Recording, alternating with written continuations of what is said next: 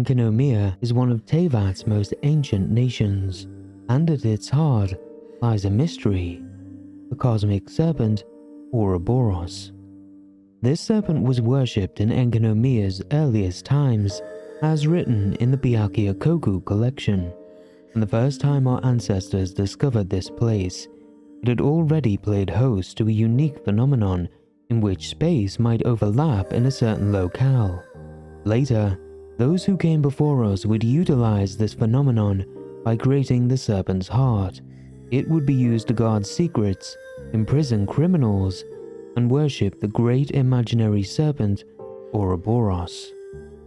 In the earliest times, this place was called Delphi, the land of snakes. This name did not change even after the arrival of Watatsumi Omikami. Ancient art depicts the scaleless serpent as Ouroboros and the coral-adorned serpent as Orobashi.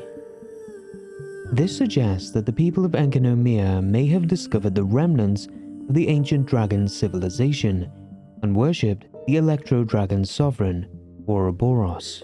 The name Ouroboros aligns with Inazuma's concept of eternity, as it represents cyclical eternity, the endless loop of a snake consuming its own tail. As for Delphi, it was a major religious center in ancient Greece, named after Delphine, a monstrous serpent or great she-dragon that was slain by the god Apollo. Some legends state that Delphi was once called Pytho, and that the serpent was known as Python. Regardless, both versions tell a story of a serpent or dragon ruling the area before being slain by Apollo, who then built his temple there, similar to how the primordial one defeated the dragons and established humanity's first civilization. One more connection to Delphi may lie in the Three Realms Gateway offering icon, which features 3 intertwined serpents. This imagery could be inspired by the serpent column from Apollo's temple at Delphi, which also depicts 3 intertwined serpents. Dragons and serpents are often interchangeable in mythology, and the same is true in Teyvat.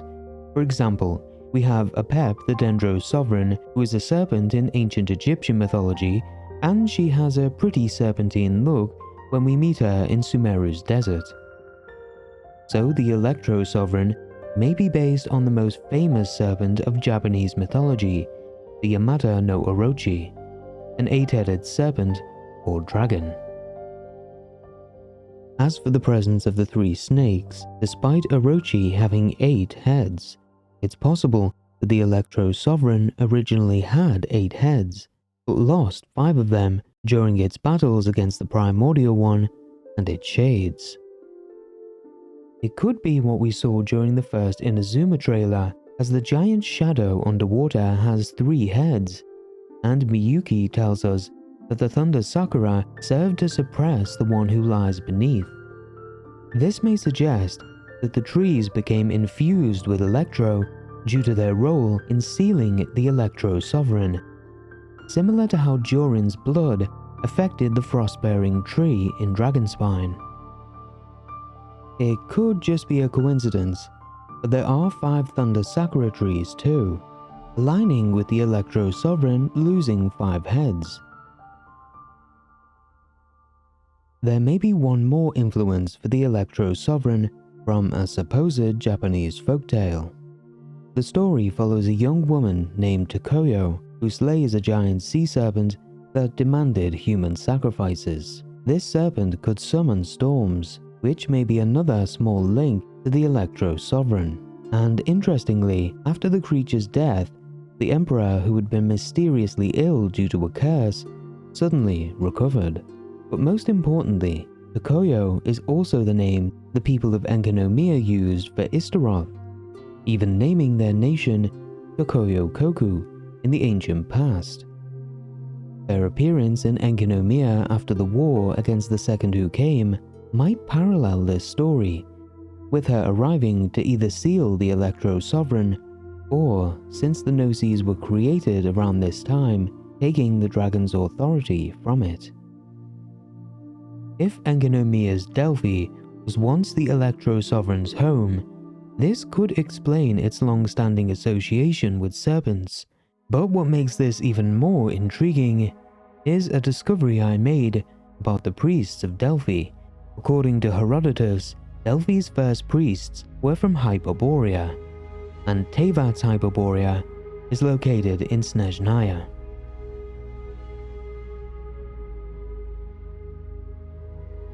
Hyperborea is a mythical land first mentioned in ancient Greek literature, described as a paradise in the far north. In the 5th century BCE, Pindar depicted it as a land where the sun never sets and its people live long, peaceful lives. Over time, people have tried to discover if Hyperborea actually existed, with theories that it could be describing either the Arctic, Siberia, Britain, or Scandinavia, fitting the location of Teyvat's version in Snezhnaya.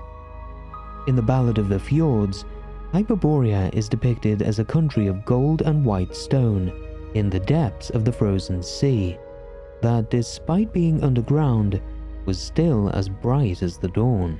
Before sinking, the land surrounding it was an ever-changing expanse of ice that detached from the continent, as if it had its own will and dreams.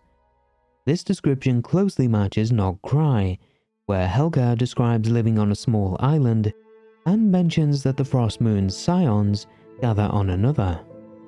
She also states that Nog Cry was once home to an ordered and prosperous civilization.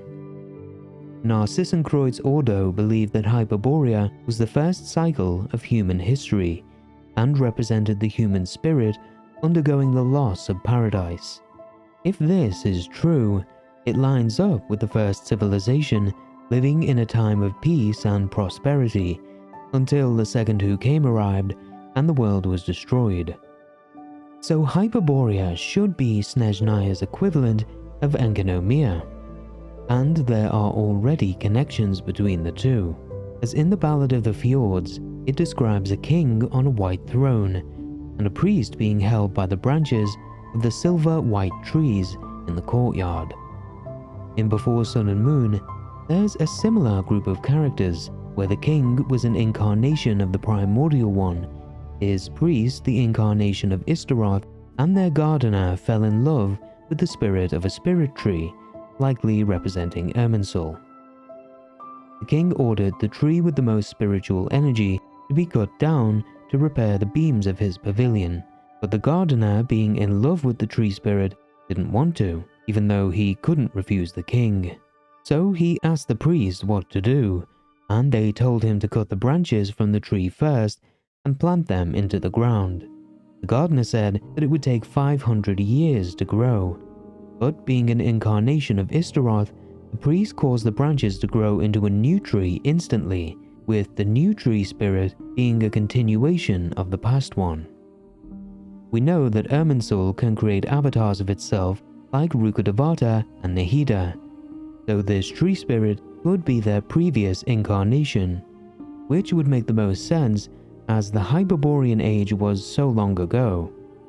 Then I remembered something Rukkhadevata told Nabu Malikata that might hint that she inherited her previous incarnation's memories. One may only bow down and worship Varna of the heavenly spirits. No arrogation, deception, or trickery is permitted. Since Sumeru is partly inspired by India, Varna could relate to the Sanskrit Varna, which can mean arrow or sound, and is associated with celestial qualities. That might mean nothing to you right now, but I still haven't told you about a very important person from Hyperborea and the golden arrow he received from Apollo.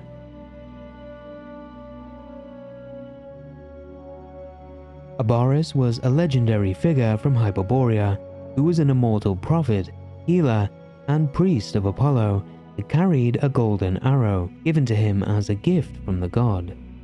Going back to Rukkhadevata saying that they can only worship Varna of the heavenly spirits, this could be referring to the sustainer of heavenly principles as the metaphorical golden arrow of the primordial one, and the temporary ruler or sustainer of Teyvat. Her eyes and powers match the color gold, and being one of the four shades, the title of one of the heavenly spirits fits pretty well too, especially with arrogation not being permitted, something that seems very important to her, just like she tells us at the start. The arrogation of mankind ends now! We also have the shades associated with each nation so far, except for the Sustainer. They seem to take them in pairs, with Istaroth having a heavy presence in Inazuma and Mondstadt, Renova with Natlan and Conria, the Shade of Life with Fontaine and likely Sumeru.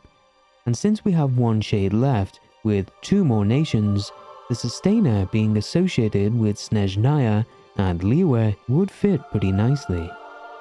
Back to the king and priest of Hyperborea. If the king was an incarnation of the Primordial One, and his priest was an incarnation of Istaroth, there should have been 3 other priests representing the other shades.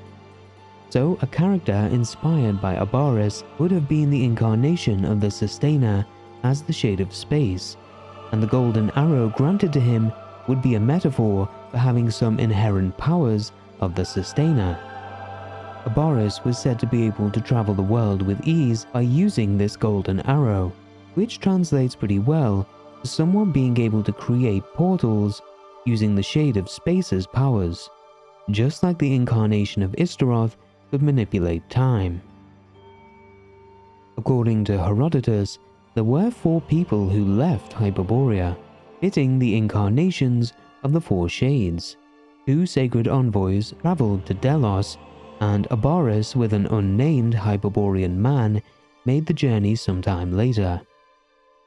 Delos was a place the people of Hyperborea often sent sacred offerings to, as in some stories it was the birthplace of their god Apollo and his sister Artemis. So to recap, I think Hyperborea was possibly the first nation of the first unified civilization, ruled by a king who was the incarnation of the Primordial One, with 4 priests representing the 4 shades, and they went out to establish other nations like Enkanomiya. So how did Hyperborea fall?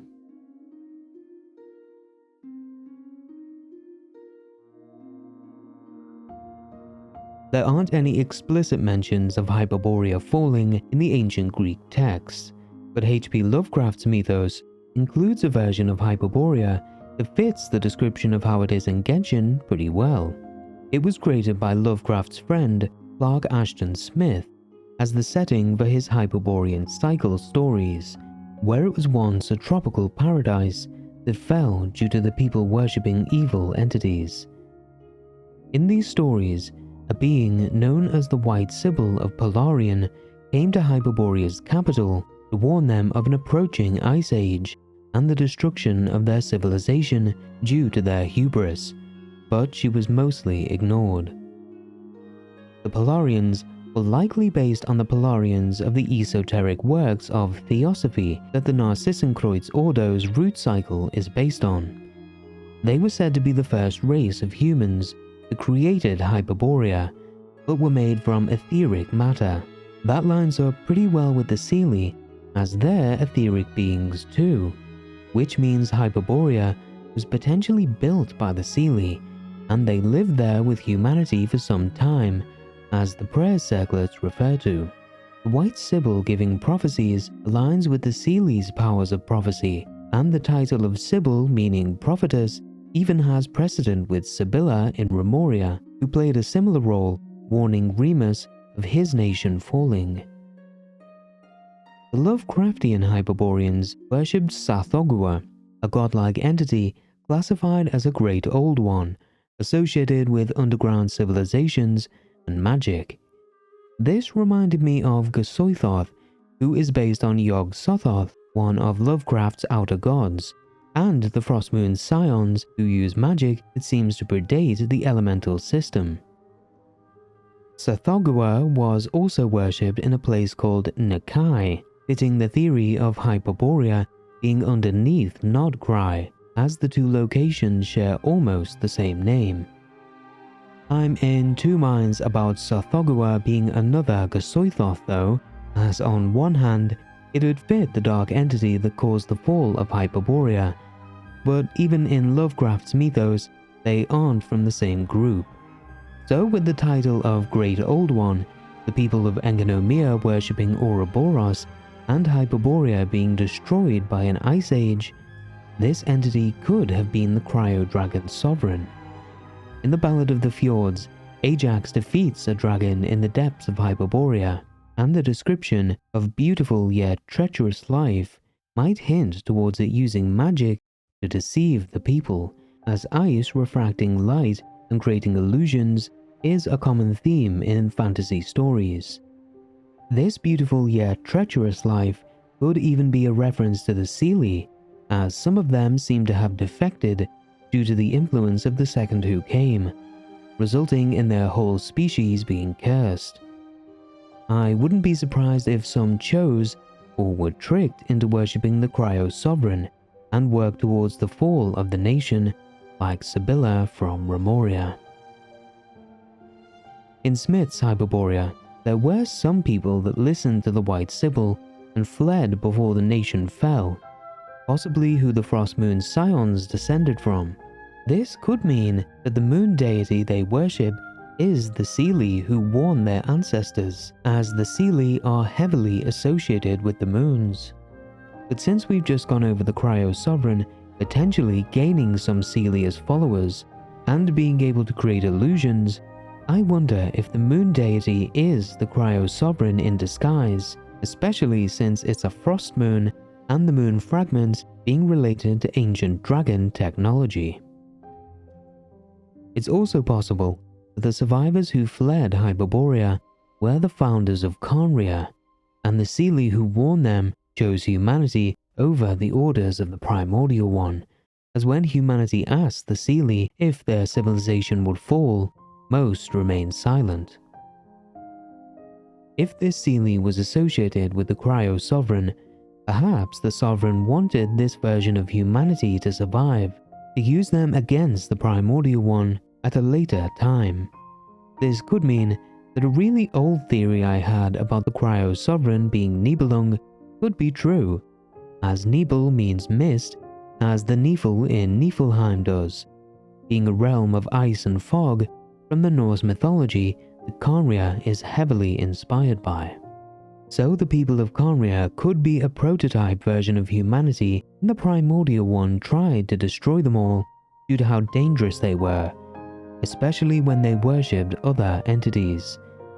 This would also explain why the new version of humanity would be turned into Hilichurls if they betrayed their god, as a failsafe to prevent it happening again.